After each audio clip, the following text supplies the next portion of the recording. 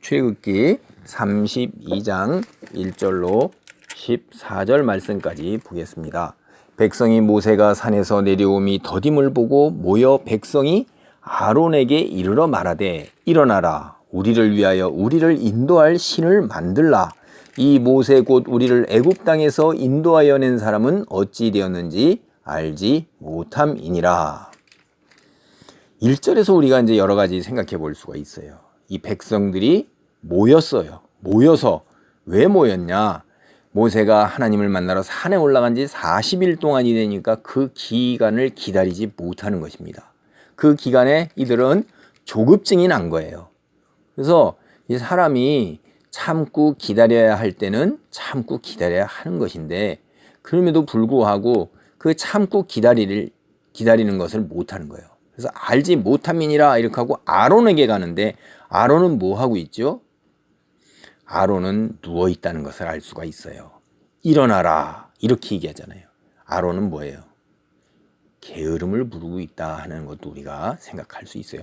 백성들이 모여서 많은 백성들이 모여서 그럼 깨어 있다는 얘기잖아요. 근데 아론은 이 시간에 누워 있다는 얘기를 우리가 생각을 해볼 수가 있어요. 그러니까 이것도 별로 바람직한 것이 아니고, 그 다음에 백성들은 우리를 위하여 우리를 인도할 신을 만들라 이렇게 얘기하고 있어요. 우리 하나님의 사람은 어떻게 살아야 되는 거예요? 우리가 이 하이델베르크 교리문답 같은 거 제1항 보면 인간의 목적이 무엇이니까 이렇게 물을 때 하나님의 영광을 위하여. 이 말 참 받아들이기 어렵습니다. 우리가 피조물로서 창조주의 영광을 위하여 우리가 존재한다는 것이에요. 우리 인생의 목적이 나 자신을 위해서 사는 게 아니에요. 내 삶이라는 것이, 나에게 주어진 이 생명이라는 것이 내 것이기 때문에 내 마음대로 하고 살고 싶어요. 내 것이므로, 내 인생이므로 내가 목표를 세우고 내가 하고 싶은 대로 하면서 살고 싶은 거예요.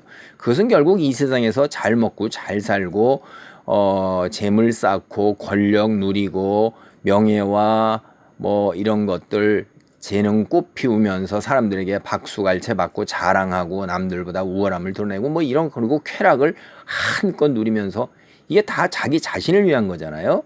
근데 하나님은 우리를 창조하시고 생명을 주신 것은 그렇게 하라는 게 아니에요. 하나님의 거룩한 성품을 닮아서 하나님과 같이 거룩한 삶의 모습으로 이 땅 위에서 하나님의 빛을 드러내면서 하나님이 창조주이심을 증언하는 삶을 살도록 우리를 이 땅에 보내시고 만드시고 생명을 주신 거예요. 근데 우리를 위하여 이렇게 벌써 하면 이거는 하나님이 죄라고 그래가지고 그대로 치시는 거예요. 그래서 뭐 인도할 신이라는 것을 스스로가 창조해 내는 거예요. 창조주 하나님이 계신데 신을, 우리를 위하여 내 소욕을 채우기 위한 신을 만드는 거예요. 그래서 아론이 이들의 요구에 하나님 말씀을 정확하게 전해야 되는 거예요. 너희가 10가지 재앙을 겪었고 그 다음에 홍해 바다를 건넜고 메추라기와 만나를 먹고 반석에서 물을 내시는 하나님을 보았는데 무슨 신을 만드냐, 살아계신 하나님이 참신이라는 얘기를 해야 되는데 아론이 하는 얘기는 보세요. 2절로부터 아론이 그들에게 이르되 너희의 아내와 자녀의 귀에서 금고리를 빼어 내게로 가져오라. 모든 백성이 그 귀에서 금고리를 빼어 아론에게로 가져가매 아론이 그들의 손에서 금고리를 받아 부어서 조각칼로 새겨 송아지 형상을 만드니 그들이 말하되 이스라엘 아이는 너희를 애굽 땅에서 인도하여 낸 너희의 신이로다 하는지라. 아론이 보고 그 앞에 제단을 쌓고 이에 아론이 공포하여 이르되 내일은 여호와의 절일이니라 하니 이튿날에 그들이 일찍 일어나 번제를 드리며 화목제를 드리고 백성이 앉아서 먹고 마시며 일어나서 뛰놀더라. 이 결국 자기들이 금 갖다가 금송아지를 만든 거예요. 금송아지를 만들어 놓고 이게 신이라고 그러고 자기 손으로 만들어 놓고 우매하기 짝이 없죠. 우리가 그렇게 하고선 이게 여호와의 절일이라고 그러는 거예요. 여호와의 절기질이 기는 거예요. 비슷하게 흉내는 거의 내요. 그러면서 결국은 하나님께 드리는 번제와 화목제, 그게 하나님께 드리는 게 아니라 송아지께 드리는 형식을 취하고 난 다음에 결국은 앉아서 먹고 마시고 일어나서 뛰노는 거예요. 자기들의 쾌락을 위해서 음란하게 송아지를 섬기는 것입니다. 이 인간도요, 하나님이 말씀하신 것 거의 비슷하게 다 흉내는 내는데 그 속에 자기의 소욕과 쾌락을 채우는 거예요. 그래서 하나님께서 뭐라고 그러셔요?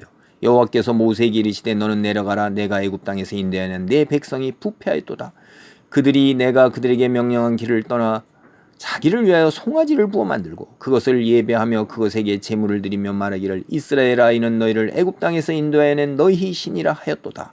여호와께서 또 모세에게 이르시되 내가 이 백성을 보니 목이 뻣뻣한 백성이로다.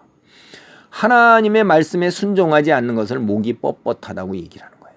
그래서 그들은 자기의 소욕, 정욕, 탐욕을 채우기 위해서 하나님의 말씀에 순종하지 않는 거예요. 그거를 부패했다고 하나님이 얘기해요. 10절입니다. 그런즉 내가 하는 대로 두라. 내가 그들에게 진노하여 그들을 진멸하고 너를 큰 나라가 되게 하리라. 이렇게 목이 뻣뻣해서 하나님 말씀을 순종하지 않을 때는 하나님께 진멸하는 처벌을 받게 돼 있어요. 모세가 그의 하나님 여호와께 구하여 이르되 여호와여 어찌하여 그 큰 권능과 강한 손으로 애굽 땅에서 인도해 내신 주의 백성에게 진노하시나이까. 어찌하여 애굽 사람들이 이르기를 여호와가 자기 백성을 산에서 죽이고 지면에서 진멸하려는 악한 의도로 인도해 내었다고 말하게 하시려 하나이까. 주의 맹렬한 노를 그치시고 뜻을 돌이키사 주의 백성에게 이 화를 내리지 마옵소서. 주의 종 아브라함과 이삭과 이스라엘을 기억하소서. 주께서 그들을 위하여 주를 가리켜 맹세하여 이르시기를 내가 너희의 자손을 하늘의 별처럼 많게 하고 내가 허락한 이 온 땅을 너희의 자손에게 주어 영원한 기업이 되게 하리라 하셨나이다. 여호와께서 뜻을 돌이키사 말씀하신 화를 그 백성에게 내리지 아니하시니라. 부패하였고 목이 뻣뻣하였음에도 불구하고 하나님께 중보 기도를 하는 모세, 민족을 위해서 하나님께 그 언약대로 행해 주시기를 간절히 중보 기도하는 그 모세의 그 기도를 하나님께서 들으시고 그들에게 그 화를 진멸의 화, 처벌을 내리지 아니하시지만 그러나 그 벌은 죄에 대한 그 값은 치러야 하는 거예요. 이게 한번 살펴보십시오. 우리 속에 이런 악한 본성이 있지 않나? 성경이 분명히 하나님 말씀이고 하나님 말씀이 우리에게 다 주어졌어도 우리가 그것을 기꺼이 순종하고자 하는가?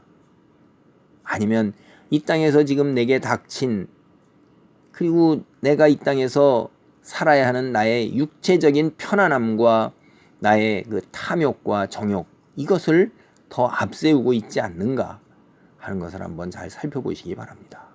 본인이 제일 잘 아는 거예요. 이런 부분은 우리 마음속 깊은 곳까지 다 살피시는 하나님께서 우리를 바라보고 계시는 거예요.